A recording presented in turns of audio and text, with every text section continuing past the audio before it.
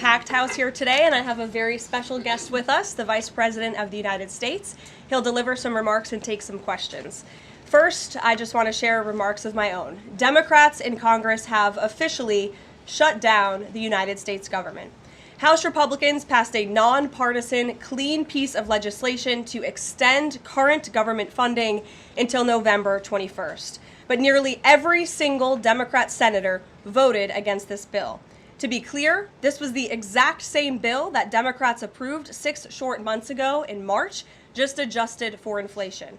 This is the same kind of clean funding bill that Democrats passed 13 separate times when they held the majority during Joe Biden's administration. So the American people woke up this morning and asked the obvious question: why is the government shut down right now? The answer is pure partisan politics being played by the Democrat Party. The Democrats shut down the government because President Trump and the Republicans will not force American taxpayers to pay for free health care for illegal aliens. America is $37 trillion in debt. We cannot afford to provide taxpayer-funded free health care to illegals who broke the law to enter our country. To put this all into perspective, the Democrats refused to keep the government open over health care to illegal aliens and now have jeopardized critical health care programs for American citizens instead.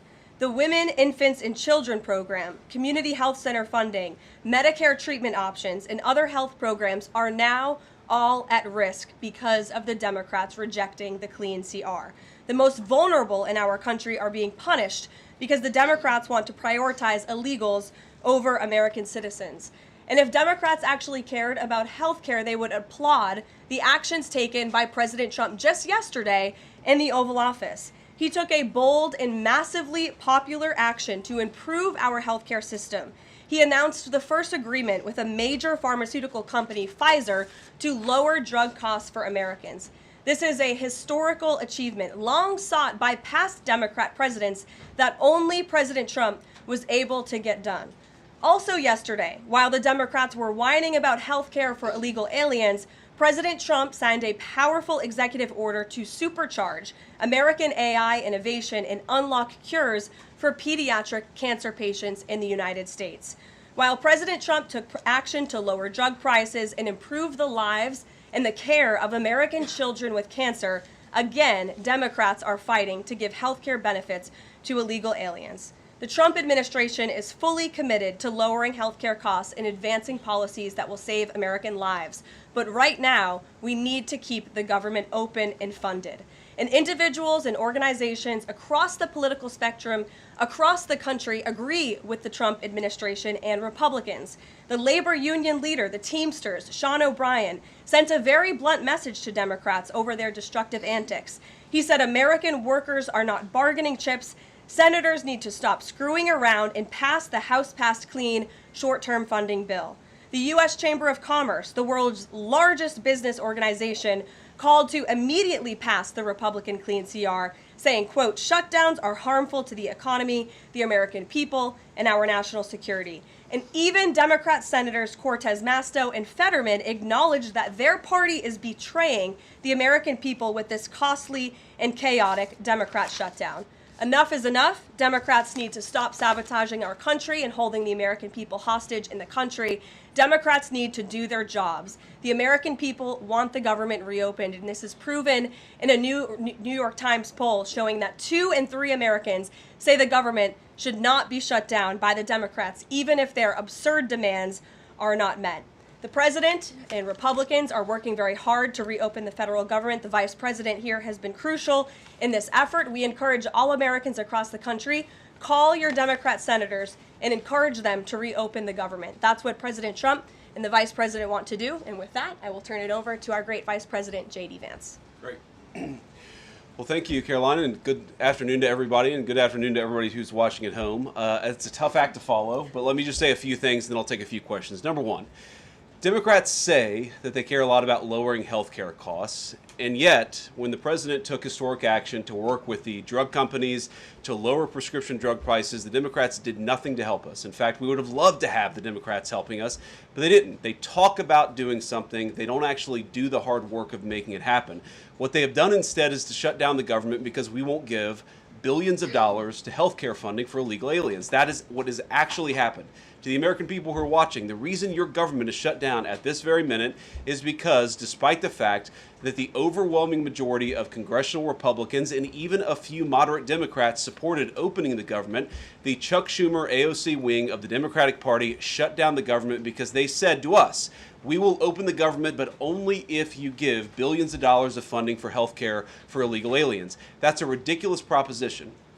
Let me say two other quick things, and then again, I'll take some questions. Number one, we all understand that Democrats and Republicans have policy disagreements. The Democrats want to do things. Look, when Chuck Schumer and Hakeem Jeffries were in here a couple of days ago, they made some suggestions that the president was more than happy to say, yes, let's sit down and talk about how we can solve the health care crisis that we inherited from the Biden administration.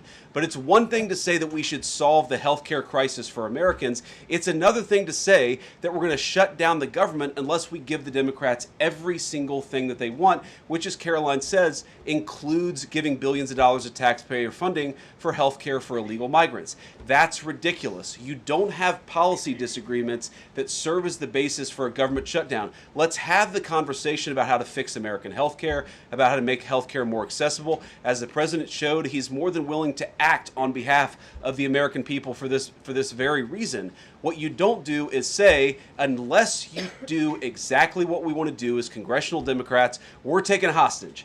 And the hostage, it turns out, is critical, essential services that the American people need. Karoline talked about some of it. Let me talk about some more. Our troops are not getting paid starting today because of the Chuck Schumer wing of the Democratic Party. We have people who require food assistance, low-income Americans who require food assistance, who will not get it unless we reopen the government, thanks to Chuck Schumer and his wing of the Democratic Party. We have flood insurance as we start hurricane season in the southeastern part of our country. That flood insurance is going to disappear because of Chuck Schumer and the far left of the Democratic Party.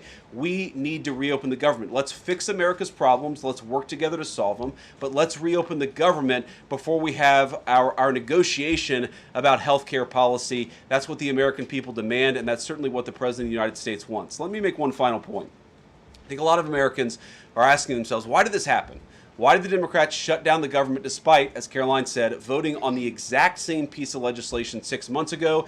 And there are a lot of different spins that we can put on it, a lot of different answers that we could give, all of them true. One answer I already gave is that they want to give health care benefits to illegal aliens. That is true. They gave us legislative text that would have undone us cutting off health care benefits for illegal aliens. That's one of the things that they asked for. But the reality here, and let's be honest about the politics, is that Chuck Schumer is terrified she's going to get a primary challenge from Alexandria Ocasio-Cortez. The reason why the American people's government is shut down is because Chuck Schumer is listening to the far left radicals in his own party because he's terrified of a primary challenge. So I'd invite Chuck Schumer to join the moderate Democrats and 52 Senate Republicans, do the right thing, open up the people's government, and then let's fix health care policy for the American people. Questions? Mr. Vice President. That's a lot. Matt Boyle. Okay. Mr. Vice President, there's two key Democrat lies I would like to get your take on and see if you can address. The first is that you're seeing a number of top Democrat leaders, from Kamala Harris to Chuck Schumer to Hakeem Jeffries, claim that it is a Republican shutdown caused by Trump. The second is that they're out there now claiming that they don't want to give health care to illegal aliens. Can you address both of those lies from the Democrat Party? Yeah, so on the point that it's a Republican shutdown, look, it's obviously a Democratic shutdown. Just look at the vote totals in the House, look at the vote totals in the Senate, and look at the President of the United States' own action and conduct throughout this crisis. Nearly every single House Republican voted to open the government, Matt.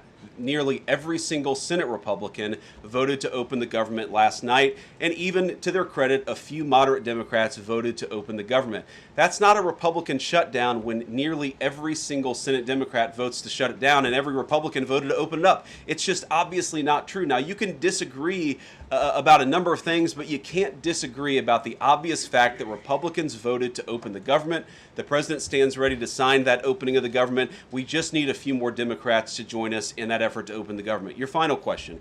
about illegal alien benefits. Look, the text is very clear, and I even saw, I think it was George Stephanopoulos in an interview with Mike Johnson, did a fact check that was totally rooted in baseless claims. It was basically Democrat propaganda. If you look at the legislative text that they gave us, they tried to turn on two separate provisions that would give health care benefits to illegal aliens. Number one, if you're an American citizen, you've been to a hospital in the last few years, you probably noticed that wait times are especially large, and very often somebody who's there in the emergency room waiting is an illegal alien, very often a person who can't even speak English. Why do those people get health care benefits at hospitals paid for by American citizens? The answer is a decision made by the Biden administration that the Trump administration, working with congressional Republicans, undid. We turned off that money spigot to health care funding for illegal aliens. The Democrats, in their legislative text, want to turn it back on. That's one thing. The second thing, Matt, is we all know that there are various ways in which the Biden administration waved away illegal immigration status. They gave parolees, they gave asylum claims to people who weren't really claiming asylum. And when they waved the magic wand of amnesty, giving millions of people legal status even though they were in the country illegally, they also gave those people access to health care benefits. So what the Democrats are engaging in is a sleight of hand. They're saying, no, no, no. Those weren't illegal aliens who were getting health care benefits, even though everybody, knows they were in the country illegally. It's a lie told by the Democrats that they're not trying to give health care benefits to illegal aliens. It's a lie that is obviously untrue if you just look at the text that they gave us, and all you have to do is understand that this is about who benefits. We think the American people's government ought to benefit American citizens. The Democrats are willing to shut it down to benefit illegal aliens. The contrast couldn't be more clear. Peter. Thank you, Vice President Vance. The big holdup is, of course, that you guys say illegal immigrants are getting taxpayer-funded health care. Democrats say you're lying. That makes it feel like it could be a really long shutdown. Is this going to be a long shutdown? I don't know. I can't predict what congressional Democrats are going to do, Peter, but I actually don't think it's going to be that long of a shutdown. This is a pure guess from the Vice President of the United States because I think you already saw some evidence that moderate Democrats are cracking a little bit. They understand the fundamental illogic of this. Look, for years, every single one of us, we can remember Barack Obama on the White House lawn. We can remember Chuck Schumer. We can remember, Nancy Pelosi. For years, in Chuck Schumer's case, for literally decades, we've heard them say, you don't shut the government down over a policy disagreement. Okay, Republicans think this thing about health care, that thing about health care. Democrats think this thing about immigration. Republicans disagree. Whatever those disagreements are, you don't shut down the government over it. For the first time since the Democrats have been in politics, they're now saying that unless we get every policy item that we demand, we're going to shut down the people's government. They're trying to take a hostage, and we're not going to let them. And the administration announced today that $18 billion bound for New York transportation projects is going to be frozen so it can't go to DEI programs there. But the timing of this, does announcing that today mean that you guys are going to squeeze Chuck Schumer's home state until he blinks? Look, I haven't talked to Russ about this morning, but look, I'm sure that Russ is heartbroken about the fact that he's unable to give certain things to certain constituencies. We want to do everything that we can to help the American people, but when the Democrats shut down the government, we have to actually do a little triage to make sure the most critical and most essential services are provided. The government does a lot of things. Of course, Republicans think that the federal government probably does too much, but there are a lot of critical things the federal government does that absolutely all of us would agree need to do. Our troops need to get paid. Our air traffic controllers need to make sure that people are flying safely and on time. We need low-income people to be able to access the food services that are provided by the federal government. There are critical things that need to be saved. We're going to do everything that we can over the coming weeks, if the shutdown lasts that long, to ensure that people get the essential services that they need, despite the fact that Chuck Schumer has shut down the federal government. It's not going to be perfect because we are in a government shutdown. We are going to have to lay some people off if the shutdown continues. We don't like that. We don't necessarily want to do it, but we're going to do what we have to keep the American people's essential services continuing to run. Thank you. Yeah. Thank you, Mr. Vice President, and thank you for being here. Yesterday, President Trump said, as a result of the shutdown, we'll be laying off a lot of people that are going to be very affected, and the Democrats, they are going to be Democrats. Has the administration asked agencies to target federal workers who they believe to be Democrats in these reductions of forces? We're not targeting federal agencies based on politics. We're targeting the people's government so that as much as possible of the essential services can continue to function. That is the question the president has asked the entire government, is fundamentally, okay, we're in a shutdown. That causes some problems. The troops aren't getting paid. There's nothing that we can do about that while the government is shut down. But there are essential services that we want to make sure as much as possible they still continue to function. That is the principle that's driving us forward during this shutdown. It's going to continue to be the principle that drives us forward. But let's be honest. If this thing drags on for another few days or, God forbid, another few weeks, we are going to have to lay people off. We're going to have to save money in some places so the essential services don't get turned off in other places. That is the reality of the government shutdown that Chuck Schumer and the Democrats have foisted upon the administration. So what did Phil. he mean by they're going to be Democrats? He said they're going to be Democrats. You've laid out a lot of the pain and problems that would come with a Democratic shutdown, and yet in the Oval Office yesterday, the president said that a lot of good could come from a shutdown. So square that circle. Which is it, a Democratic-caused crisis or a Republican opportunity for reform? Well, I think all the president is saying, Phil, is that he wants to make sure the American people's government functions as well as it can, despite the fact that we're in a shutdown. We're going to have to make things work. And that means that we're going to have to triage some certain things. That means certain people are going to have to get laid off.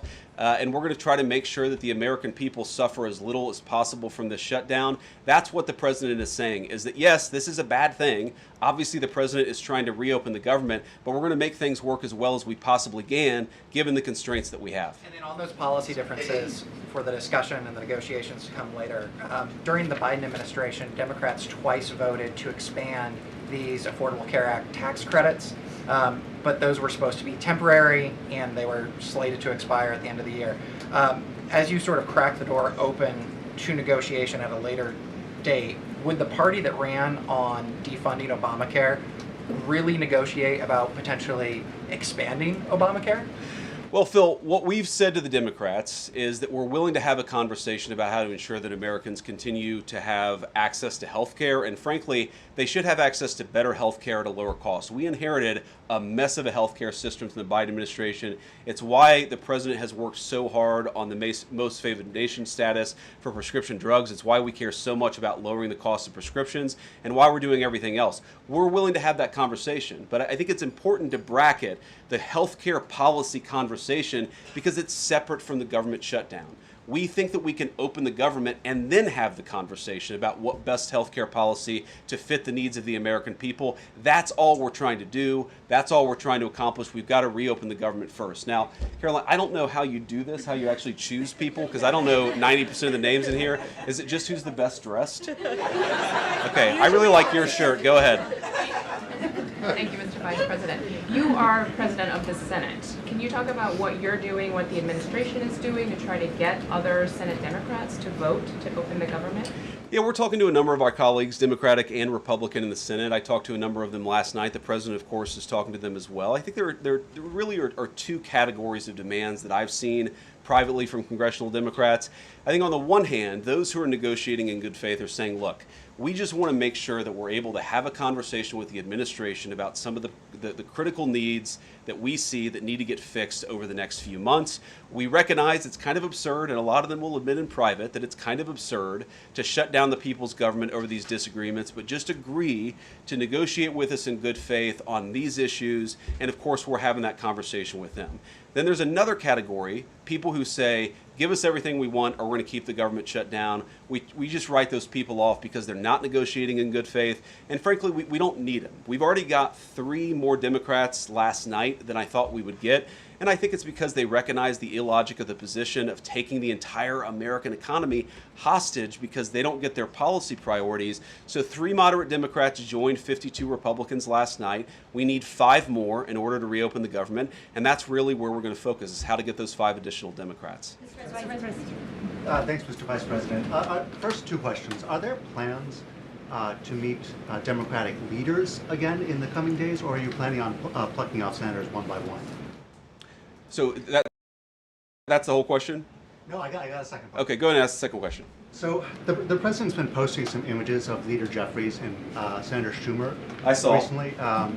You've said that you're interested in good faith negotiations with these leaders, but what message does that send? Is it helpful to post pictures of Leader Jeffries in a sombrero if you're trying to have good faith talks with him? Oh, I think it's funny. The president's joking, and we're having a good time. You can negotiate in good faith while also poking a little bit of fun at some of the absurdities of the Democrats' positions, and even poking some fun at the absurdity of the Democrats themselves. I mean, I'll tell Hakeem Jeffries right now, I make this solemn promise to you that if you help us reopen the government, the sombrero memes will stop. And I've talked to the President of the United States about that. Now, to your first question, are we negotiating one-on-one? Are we negotiating in groups? Look, I will go to the U.S. Capitol right now and meet with Chuck Schumer or any Senate Democrat if it helps us reopen the government.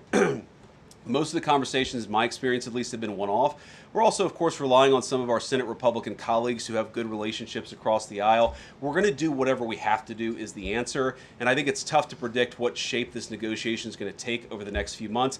But I feel good about the fact that Democrats already realize privately the fundamental irrationality of their position. I hope that they're going to publicly acknowledge it and reopen the government.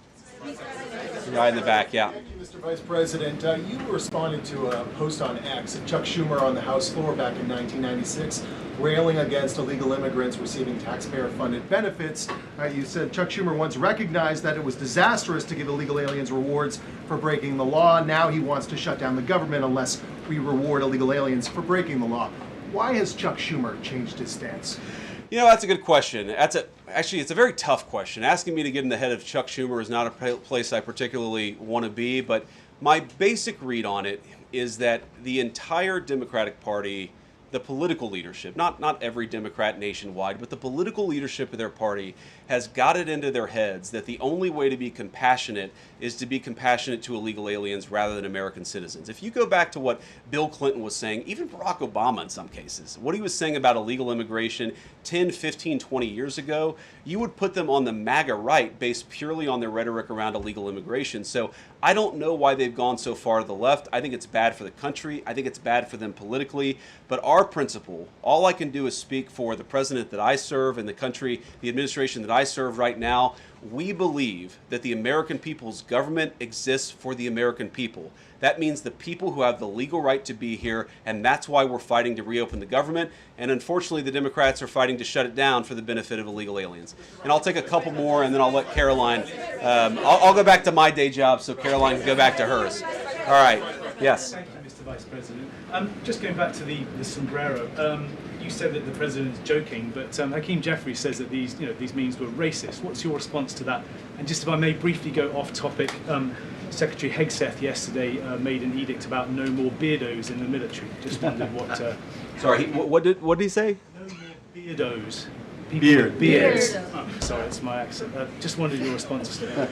I didn't see that particular comment. I thought Pete gave a hell of a speech, and a speech that really is just oriented around returning the American military to the very high standards that it has had for virtually its entire history until Joe Biden came along and decided to lower standards. I think it was bad for our military, and it was bad for our troops. When I was a young United States Marine, I did not have a beard. I am now the vice president, so I get to do what I want to do. But I think Pete's trying to re-implement high standards, and that's a very good thing. On the sombrero thing, I mean, Hakeem Jeffries said it was racist, and I know that he said that, and I honestly don't even know what that means. Like, is he a Mexican American that is offended by having a sombrero meme? I mean, I saw one of the major TV stations put the meme up and then say, this is AI generated. And he had like the curly animated mustache too. It's like, do you really not realize the American people recognize that he did not actually come to the White House wearing a sombrero and a black curly animation mustache? Like, give the country a little bit of credit. We're all trying to do a very important job for the American people. The President of the United States likes to have a little bit of fun when he's doing it, and I think that's okay. I'll take one more question. Mr. Vice President, in every previous shutdown, workers have been furloughed, not laid off. So why does the President want to fire some workers and not just furlough them? Why is this shutdown any different? Well, first of all, we haven't made any final decisions about what we're going to do with certain workers. What we're saying is that we might have to take extraordinary steps, especially the longer this goes on. We're going to have to take extraordinary measures to ensure the people's government operates, again, not perfectly, because it's not going to operate perfectly in the midst of a shutdown, but operate as well as it possibly can. And I think that the Democrats, if they're so worried about the effect this is having on the American people, and they should be, what they should do is reopen the government, not complain about how we respond to the fact that Chuck Schumer and the Democrats have shut down the government in the first place. Thank you all. Also said he's going to target some benefits, Mr. Vice President. Thank you. Should See you Americans guys. be prepared for their benefits to be cut as well? All right, guys. Well, let's let the fun continue. The Vice President's a very busy man, and I'm happy to take some more questions. I know there's more news today.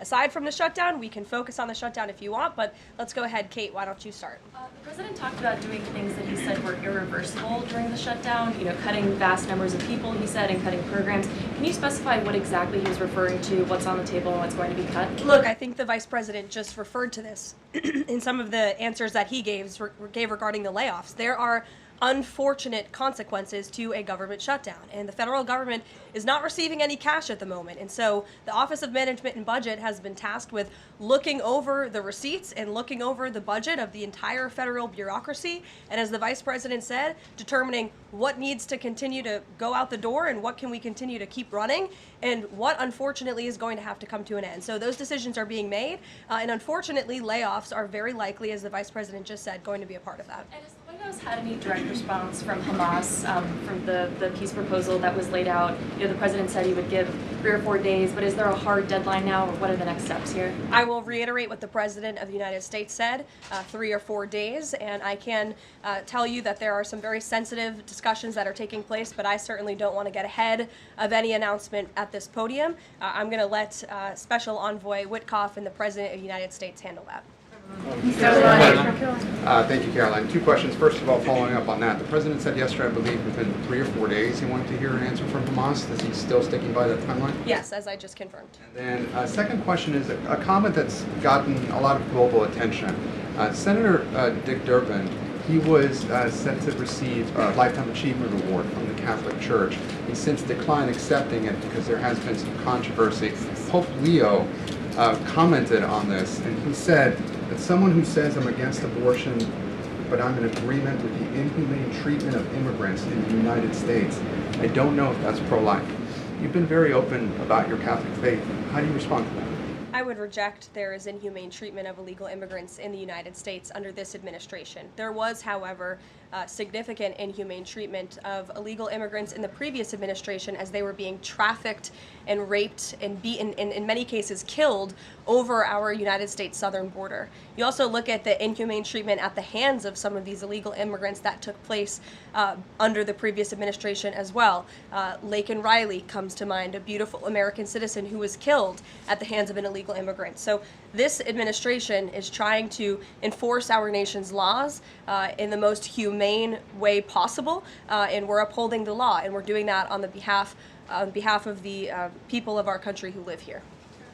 Josh. Thanks a lot, Caroline. What is the level of concern that the administration has regarding a protracted government shutdown in terms of its impact on the U.S. economy and also its impact on small businesses as well? Well, look, this government shutdown is no doubt going to impact everyday Americans, and it is the fault of the Democrats that we are in this position. And I know I relayed some programs that will be impacted, the Vice President did as well, but I just want to make sure the American public understand what the Democrats have done to our government and our country. 1.3 million active duty troops will work now without pay. Critical food assistance for low-income women, infants, and children will now lapse. No new mothers or children are allowed to join this critical program because of the Democrats' decision to shut down the government. Telehealth services for seniors and in-home treatment options for Medicare patients will now come to an end. Nearly 50,000 members of the United States Coast Guard are going to have to work unpaid.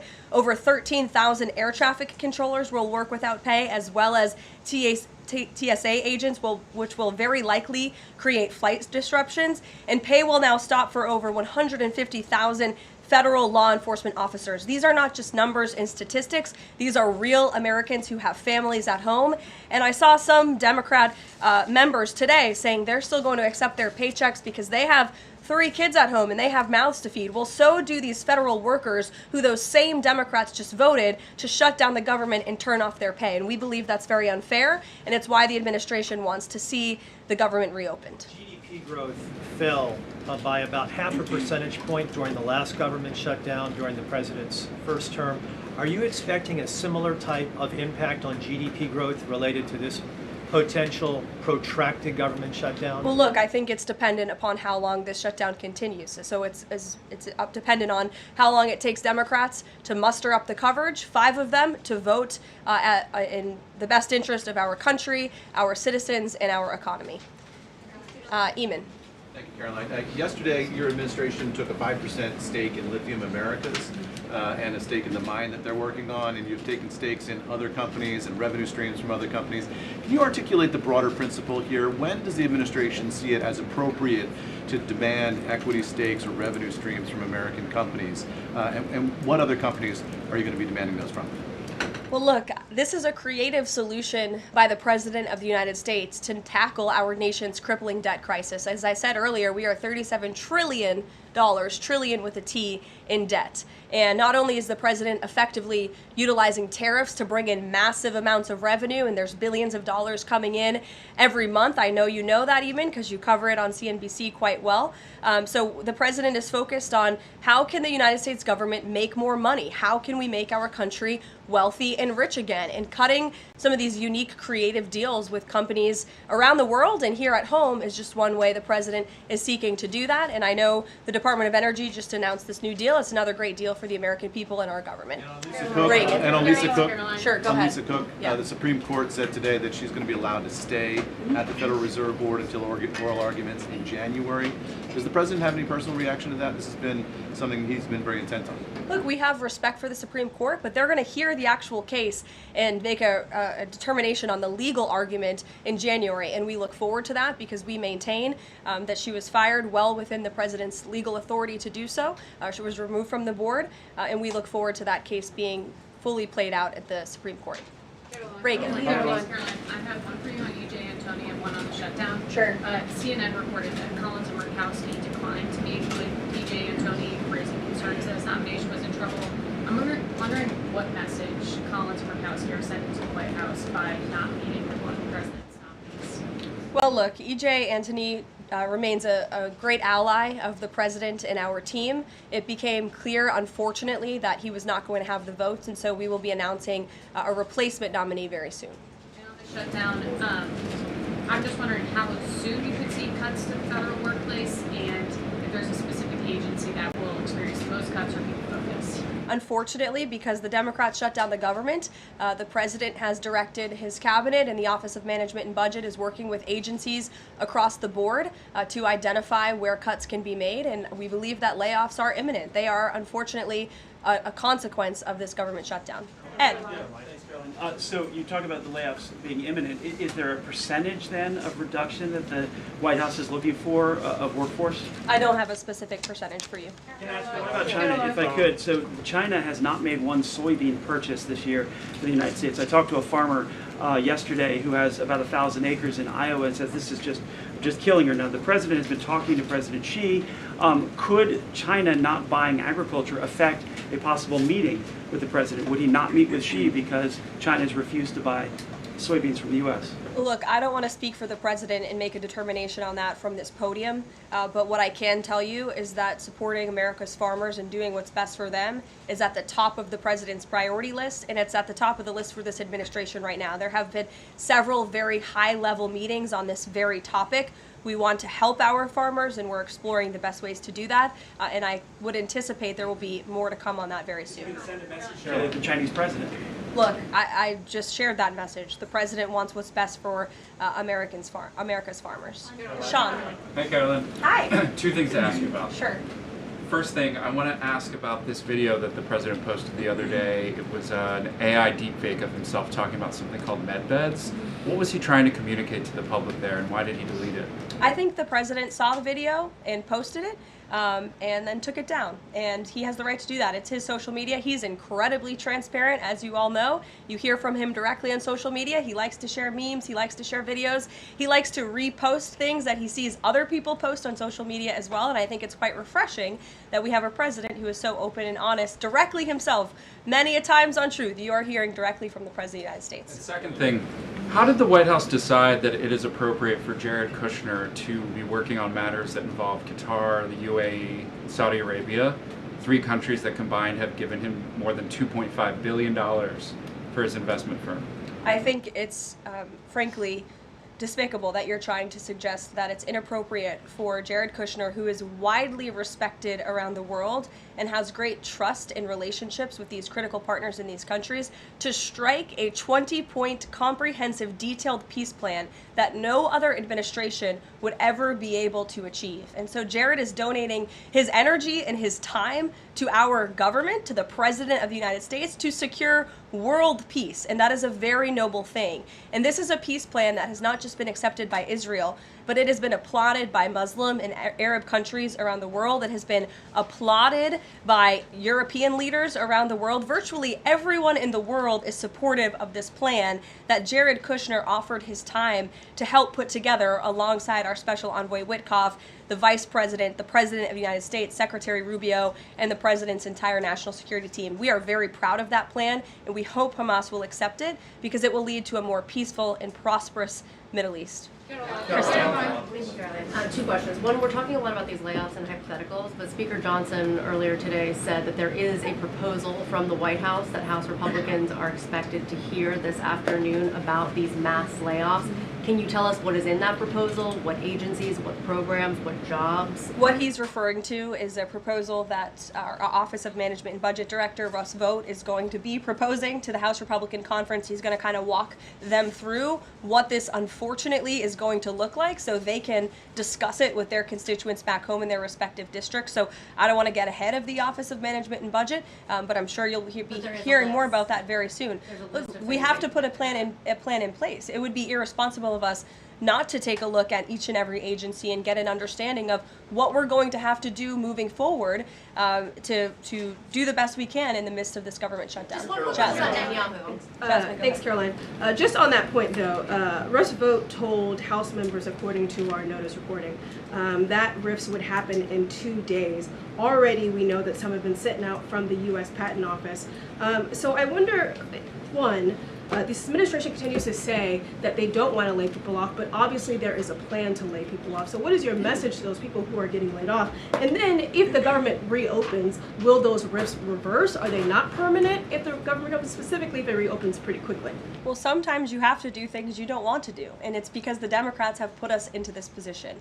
If the Democrats did not vote to shut down the government, we would not be standing up here talking about layoffs today. We'd be talking about all the other news stories going on in the world in our country. We'd be talking about all of the great things that this administration is doing to uplift Americans across the country. But unfortunately, the Vice President of the United States and I have to come out here today to talk about a government shutdown that the Democrats put us in this position. And a second question.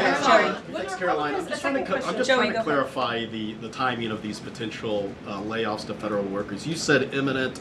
The Vice President seemed to say in a couple of days. It looks like Russ Vogt maybe said in 2 days. When would these layoffs begin? 2 days, imminent, very soon. You will expect more announcements right now. Is it just unclear, or are you waiting? No, it's not unclear. All of those things are very synonymous with one another. These RIFs are unfortunately going to have to happen very soon. And it'll definitely Caroline, we've been talking about the Affordable Care Act, enhanced premium tax credits, and sort of the politics of it all, right? But this is a very real, tangible impact that American people will feel. The Kaiser Family Foundation says that with the ACA enhanced premium tax credits, without them, premiums will go up 114% on average. 19 million of the 24 million people who rely on the coverage are in states that President Trump won. Is he concerned what will happen to those families if this tax credit expires? And aside from the shutdown, is there a plan to keep those premiums down?